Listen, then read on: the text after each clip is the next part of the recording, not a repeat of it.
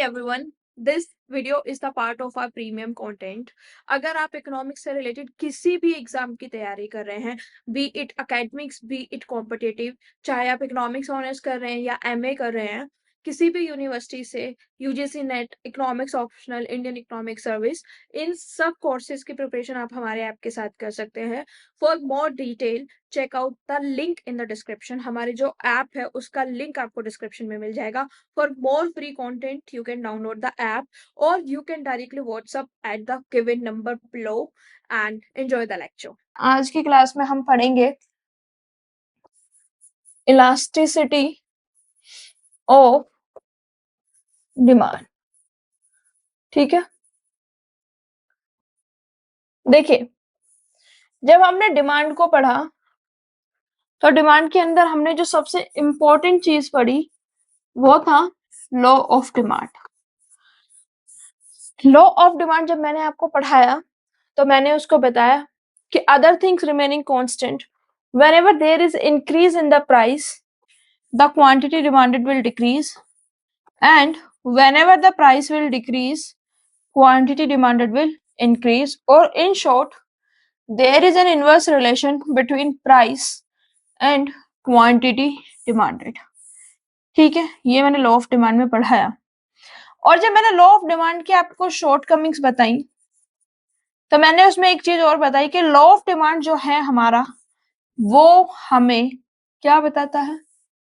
केवल qualitative change बताता है, यानी कि वो डायरेक्शंस बताता है कि अगर प्राइस बढ़ा तो क्वांटिटी डिमांडेड कम हो जाएगी. तो it is just telling with the direction.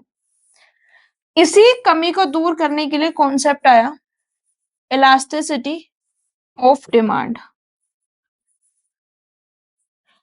अब तक हमें यह तो पता चल चुका था कि जब भी प्राइस बढ़ेगा तो क्वांटिटी डिमांडेड कम होगा, ये हमें अब तक पता चल चुका था. बट कितना, हाउ मच, ये हमको किसने बताया? इलास्टिसिटी ऑफ डिमांड में. परसेंटेज चेंज कितना होगा क्वांटिटी डिमांडेड में with respect to change in price, ये हमको कैसे पता चला? ये हमको पता चला थ्रू इलास्टिसिटी ऑफ डिमांड. ठीक है, तो डायरेक्शन के साथ साथ जब हमको मैग्नीट्यूड भी पता चला, जब हमको ये पता चला कि कितनी इंटेंसिटी के साथ डिमांड चेंज हो रही है, that's when we came to know कि जो प्राइस इलास्टिसिटी ऑफ डिमांड है या फिर इनकम इलास्टिसिटी ऑफ डिमांड है, cross price elasticity of demand है, वो कितना उसमें इम्पैक्ट डाल रही है. ठीक है, अब देखिए, इलास्टिसिटी का मतलब क्या होता है? इलास्टिसिटी का मतलब होता है इलास्टिक. कोई भी चीज कितनी इलास्टिक है. आपने इलास्टिक का नाम सुना है? देखिए, रबड़ बैंड होता है, हम उसको कितना स्ट्रेच कर सकते हैं, यानी कि उसकी कितनी इलास्टिसिटी है. ठीक है, तो हमको इलास्टिसिटी पता करना है कि कितना स्ट्रेचेबल है या फिर कितनी जो डिमांड है वो चेंज हो रही है. अब देखिए, जब मैंने आपको डिमांड पढ़ाया था तो मैंने उसमें आपको एक टॉपिक पढ़ाया था डिटरमिनेंट्स ऑफ डिमांड, कि कौन कौन से ऐसे चीज होती हैं या कौन कौन से ऐसे फैक्टर्स होते हैं जो डिमांड को डिटरमाइन करते हैं. इसको हम डिटरमिनेंट ऑफ डिमांड भी बोलते हैं और उनके बीच के रिलेशन को हम डिमांड फंक्शन भी बोलते हैं. ठीक है, डिटरमिनेंट्स ऑफ डिमांड क्या होता है? डिटरमिनेंट ऑफ डिमांड, सबसे पहले मैंने आपको बताया था कि प्राइस ऑफ द कमोडिटी. याद कीजिए उस लेक्चर को. फिर मैंने आपको बताया था प्राइस ऑफ रिलेटेड गुड्स,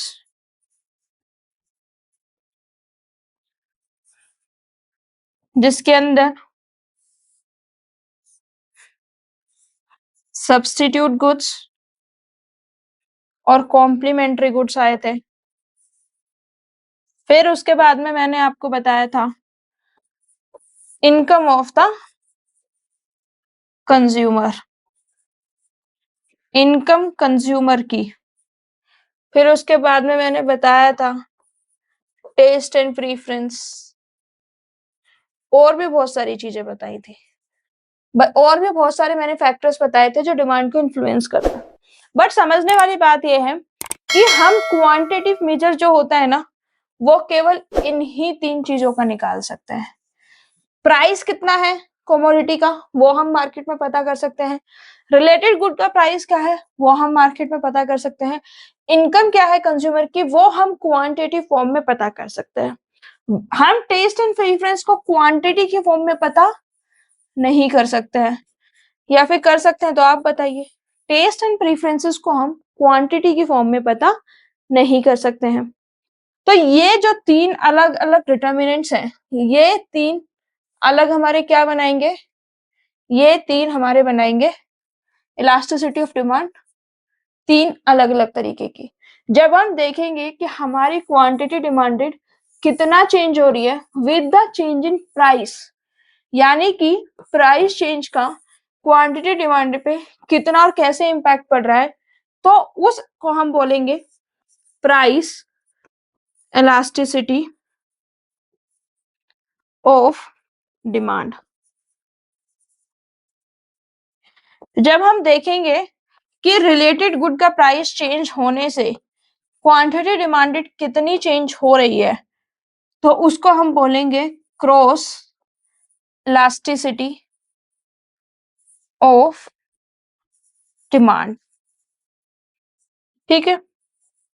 और जब हम ये देखेंगे कि इनकम के बढ़ने से या घटने से मेरी जो डिमांड है वो बढ़ रही है या घट रही है, तो उसको हम क्या बोलेंगे, इनकम इलास्टिसिटी ऑफ डिमांड। ठीक है, इतना समझ में आया? इतने में कोई कंफ्यूजन? जब हम ये देखेंगे कि गुड्स के प्राइस चेंज होने की वजह से जितना डिमांड चेंज हो रहा है, that is price elasticity of demand. जब हम देखेंगे कि रिलेटेड गुड के प्राइस चेंज होने से क्वांटिटी डिमांडेड कितना चेंज हो रही है, that is cross elasticity of demand.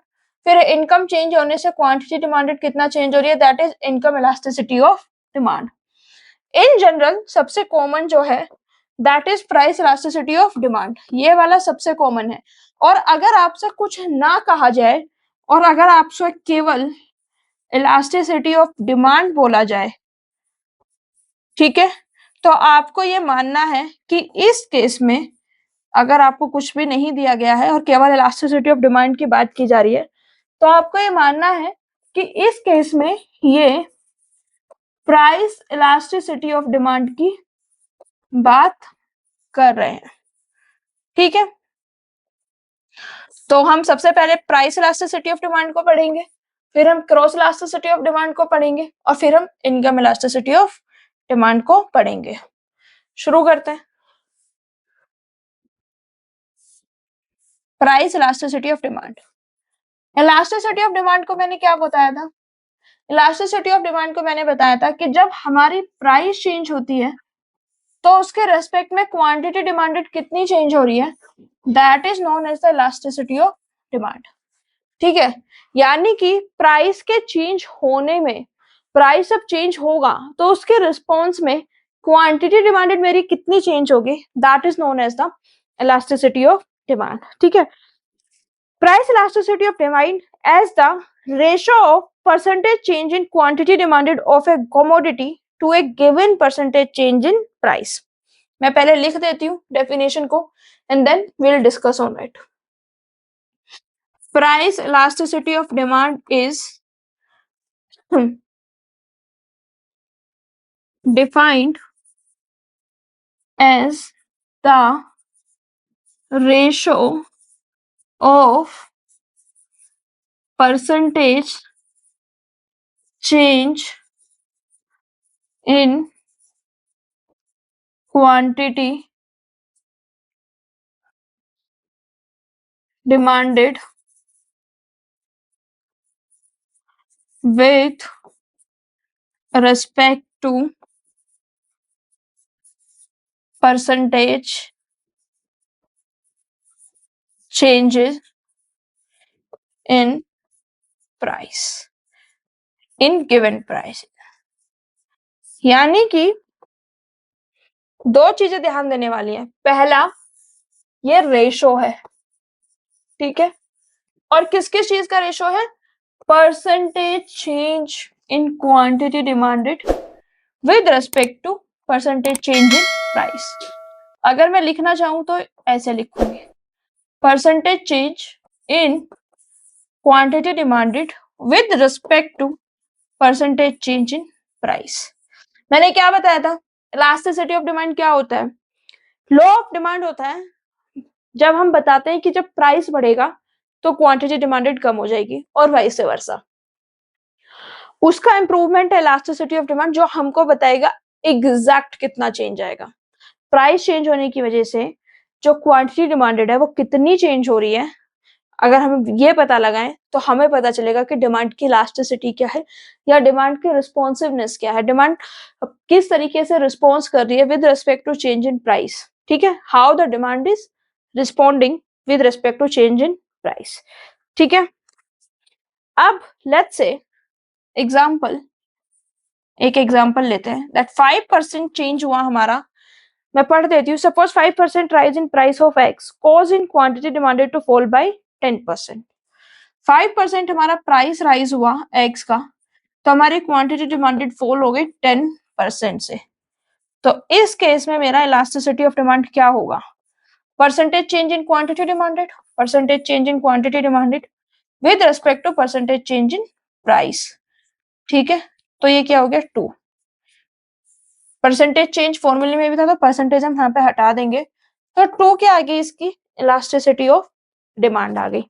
ठीक है, अब समझने वाली बात यह है, अगर मैं इसको प्रिसाइज वे में देखूं तो मेरा फॉर्मूला है percentage change in quantity demanded with respect to percentage change in price.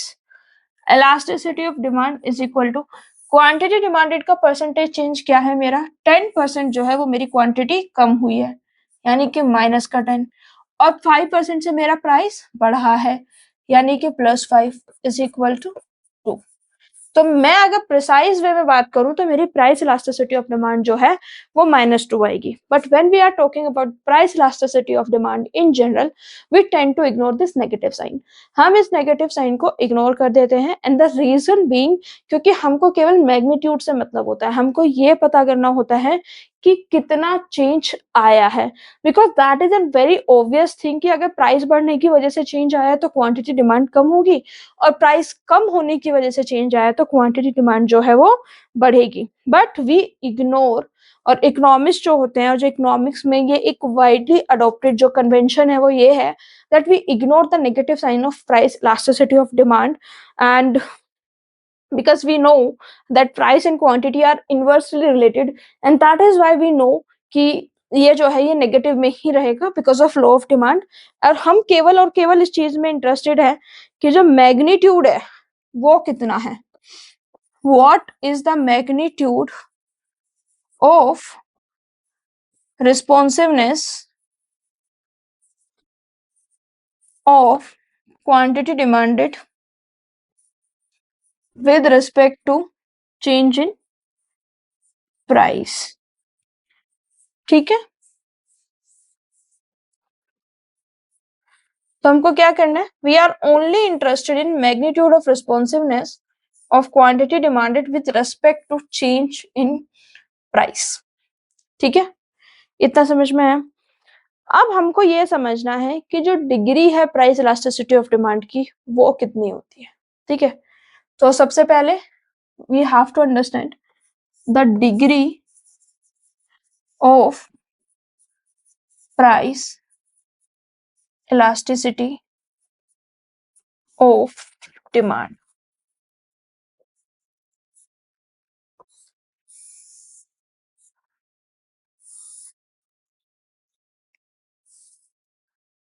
Price elasticity of demand जो अभी हमने पढ़ा, that is what is price elasticity of demand is percentage change in quantity demanded with respect to percentage change in price. जब हमें ये पता चल जाए तो हमें क्या पता चल जाएगा, इलास्टिसिटी पता चल जाएगी। अब हम क्या देखते हैं, फॉर्मूला देखते हैं, how to calculate percentage change. ठीक है, तो इलास्टिसिटी ऑफ डिमांड का फॉर्मूला क्या है, percentage change in quantity demanded with respect to percentage change in price. Percentage change हम कैसे निकालते हैं? लेट्स से Q1 जो है वो हमारी इनिशियल क्वांटिटी है, Q2 हमारी फाइनल क्वांटिटी है। तो अब मुझे अगर परसेंटेज चेंज निकालना है तो मैं कैसे निकालूंगी? Final quantity minus initial quantity upon initial quantity into 100। ये क्या होता है? मेरा फॉर्मूला होता है। ठीक है, this is the formula of percentage change. आपको कभी भी किसी का भी परसेंटेज चेंज निकालना हो तो आप इस तरीके से निकाल सकते हैं। ठीक है, दिस इज द फॉर्मूला। फॉर्मूले में वैल्यू पुट कीजिए, is equal to Q2 minus Q1 upon initial quantity Q1 into 100। Same way अगर मेरा P1 इनिशियल प्राइस है, मेरा P2 फाइनल प्राइस है, तो परसेंटेज चेंज क्या हो जाएगा? My percentage change would be final price minus initial price upon initial price into 100। Final price P2 minus P1 divide by P1 into 100। ठीक है, Q2 minus Q1 is the change, तो change को हम लिख सकते हैं delta Q1 upon Q1 into 100। Q2 minus Q1 की जगह हमने क्या किया? Q1 डेल्टा Q1 लिख दिया। P2 माइनस P1 की जगह हम क्या लिख देंगे? Delta P1 upon P1 into 100। ठीक है, इतना समझ में आया? Now we will substitute these values into the formula. What is the formula? Formula is percentage change in quantity demanded with respect to percentage change in price. ठीक है, elasticity of demand is equal to percentage change in quantity demanded with respect to percentage change in price. तो percentage change in quantity demanded क्या है? This is delta Q1 upon Q1 into 100 divide by delta P1 upon P1 into 100। ठीक है, इतना समझ में आया? Now 100 to 100 cancel out हो जाएगा and delta Q1 upon Q1 upon delta P1 upon P1, इसकी इसमें मल्टीप्लाई, इसकी इसमें मल्टीप्लाई कीजिए। Delta Q into P1 upon Q1 into delta P1 कीजिए। Delta Q upon delta P1 into P1 upon Q1। तो ये मेरा क्या आ गया? This is the formula for calculating price elasticity of demand. This is my formula for calculating price elasticity of demand. और इस फॉर्मूले को हम प्रोपोर्शनेट मेथड का भी फॉर्मूला कहते हैं। क्या कहते हैं इस मेथड? Proportionate method. ठीक है, अब बहुत सारी बुक में ना ये जो फॉर्मूला है ये कुछ इस तरीके से दिखेगा आपको, delta Q upon delta P into P upon Q। कुछ भी नहीं है इसमें। क्या डिफरेंस है कि यहाँ पे जो हमने इनिशियल प्राइस P1 माना है वो इनिशियल प्राइस P मानते हैं, और जो मैंने यहाँ पे इनिशियल क्वांटिटी Q1 मानी है वो इनिशियल क्वांटिटी Q मानते हैं। ठीक है, तो जब मेरा इनिशियल प्राइस P होगा और मेरा फाइनल इनिशियल क्वांटिटी Q होगी, तो my formula will look like this, delta Q upon delta P, delta Q upon delta P into P by Q। This is my formula for calculating price elasticity of demand. ठीक है, एक example करके दिखा रही हूँ बाकी कल की क्लास में हम अलग से एग्जाम्पल करेंगे। Calculate price elasticity of demand if demand increases from 4 to 5 units due to fall in price from 4 to 10 to 8। ठीक है, छोटी सी टेबल बना लेते हैं, थोड़ा इजी हो जाता है। जब मेरा प्राइस 4 है तो मैं कितनी क्वांटिटी डिमांड कर रही हूँ? 10। प्राइस बढ़ के मेरा 4 से 5 हो गया तो मैं क्वांटिटी डिमांडेड कितनी है? 8। ठीक है,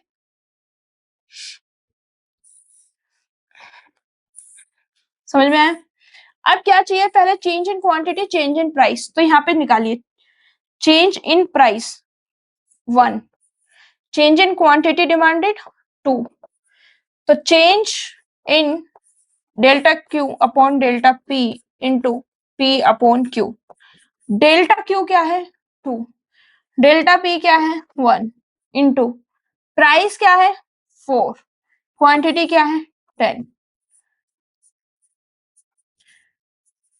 प्राइस इलास्टिसिटी ऑफ डिमांड मेरी क्या आ गई? 0.8।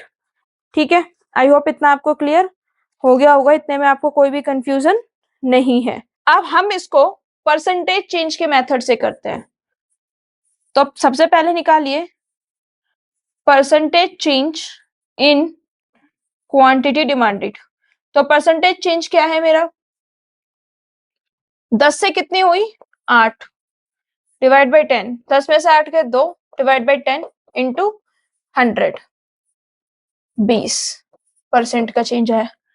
परसेंटेज चेंज प्राइस में क्या है मेरा? What is percentage change in price? 4 से 5 हुआ, 4 माइनस 5 डिवाइड बाई 4 इंटू 100। 4 में से 5 के माइनस का 1 divide by 4 into 100 is equal to 25%। What is the formula of elasticity of demand? Percentage change in quantity demand with respect to percentage change in price। 5 चौका 20, 5 पंजे 25 is equal to minus 0.8। ठीक है, I hope देखिए दोनों फॉर्मूले से जो answer है वो हमारा सेम आया है। ठीक है, फॉर्मूले में मैंने दोनों फॉर्मूले से करके दिखाया है, आप इस मेथड से कीजिए, इससे कीजिए, जो आंसर है वो हमेशा सेम ही आएगा। आंसर में जो है हमारा कोई भी डिफरेंस हमको देखने के लिए नहीं मिलेगा। ठीक है, तो इस तरीके से हम कैलकुलेट कर सकते हैं। आज मैंने आपको केवल एक एग्जांपल करके बताया है, कल की क्लास में मैं आपको डिटेल में बहुत बहुत सारे एग्जांपल्स जो हैं वो सॉल्व करके दिखाऊंगी।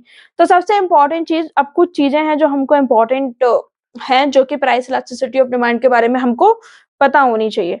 तो सबसे पहली बात तो ये कि हम हमेशा से नेगेटिव नंबर जो है उसको इग्नोर करते हैं, because we know there is an inverse relationship between price and quantity demanded.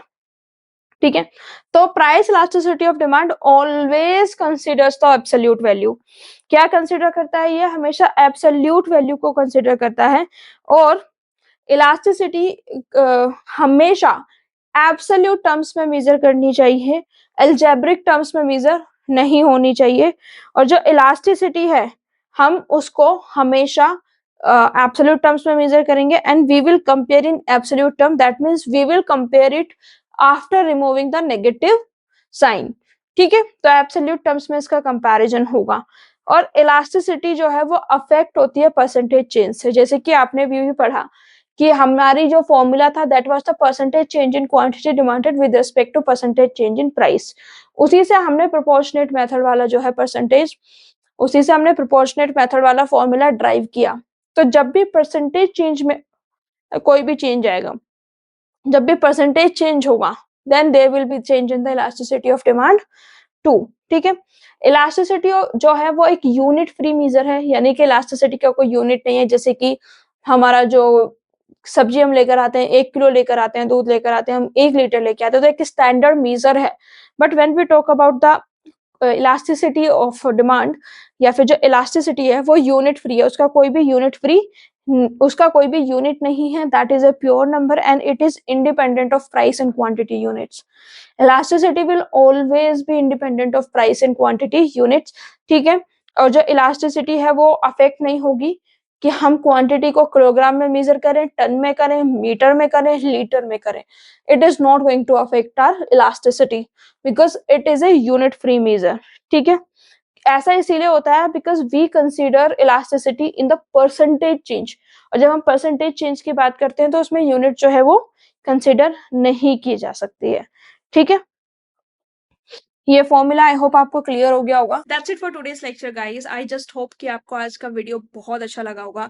अगर आपको वीडियो अच्छा लगा है तो like it, share it, subscribe to the channel. Please subscribe करके जाइए, क्योंकि I have seen in my analytics कि आप लोग वीडियोस देख लेते हैं, सब्सक्राइब नहीं करते हैं। Please make sure to subscribe and hit the notification bell, ताकि नेक्स्ट टाइम जब भी वीडियो अपलोड करूँ वो जल्द से जल्द आपको मिले।